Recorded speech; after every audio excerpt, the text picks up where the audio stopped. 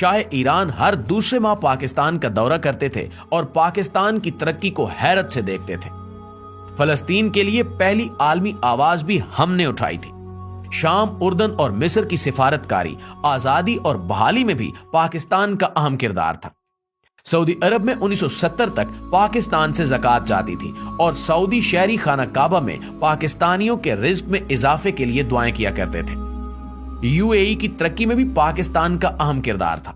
दुनिया की चौथी बेहतरीन एयरलाइन यानी एमिरेट्स का कोड EK है और इसका K कराची है। ये एयरलाइन कराची से स्टार्ट हुई थी। हमने इन्हें जहाज भी दिया था और अमला भी, लिहाजा ये आज भी अमारात कराची है।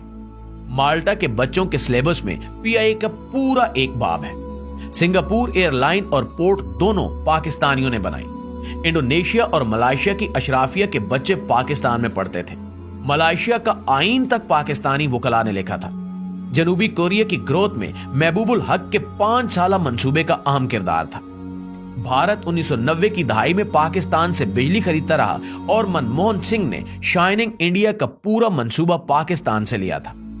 दुनिया की 3 बड़ी इंजीनियरिंग फोरम्स ने 1960 की दहाई में कंसोर्शियम बनाकर मंगला डैम की बिड की थी और हार्वर्ड यूनिवर्सिटी की इंजीनियरिंग क्लास के तालिब इल्म जहाज भरकर मुताले और मुशाहिदे के लिए मंगला आते थे और इस मंसूबे को हैरत से देखते थे।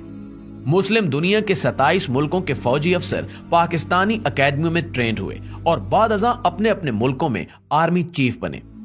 यूएई की फरमारवा ज़ैद बिन सुल्तान अल नहान 1970 की दहाई तक पाकिस्तान के दौरे पर आते थे तो इनका इस्तकबाल कमिश्नर रावलपिंडी करता था।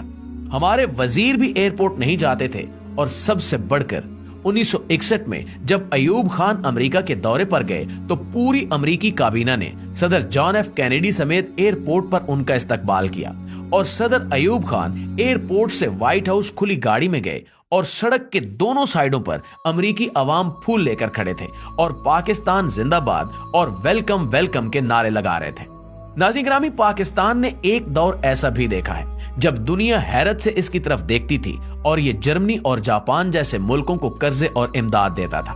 लेकिन फिर इस मुल्क पर एक ऐसा दौर आया जिसमें हम $1 अरब के लिए दुनिया के दरवाजे पर भिखारी बनकर बैठे हैं और दुनिया हमें गरूर और नफरत से देख रही है। एक वक्त था जब हम वीजे के बगैर पूरी दुनिया में सफर करते थे और एक वक्त अब है जब हमें अफगानिस्तान के वीजे के लिए भी कतारों में खड़ा होना पड़ता है। ऐसा क्यों हुआ? क्या कभी हमने सोचने की जहमत की है?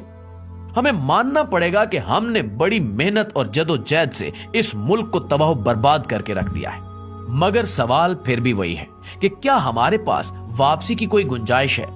तो जी हां, अभी भी वक्त हाथ से नहीं निकला। हम ताहाल एक कौम है और हमारा जोग्राफिया भी बहाल है। लिहाजा हम आज अगर नींद से जाग उठे, हम आज अपने हाल पर रहम करें तो हम 10 से 20 वर्षों में दोबारा उस लेवल पर आ सकते हैं जिस पर हम दूसरे मुल्कों को इमदाद और कर्जे दें। लेकिन इसके लिए हमें चंद बड़े फैसले करना होंगे। कोई भी सियासतदान 2 या हद 3 से ज्यादा मुद्दत तक वजीर आजम ना रह सके और मुल्क को बिजनेस फ्रेंडली बनाया जाए। कोई भी शहरी या गैर मुल्की मुल्क में कंपनी खोल सके और कारोबार कर सके और हुकूमत उसे 5 साल तक टैक्स की रियायत दे। हम फौरी तौर पर आबादी कंट्रोल करें और 30 साल की उम्र तक तमाम लोगों को हुनरमंद भी बनाएं।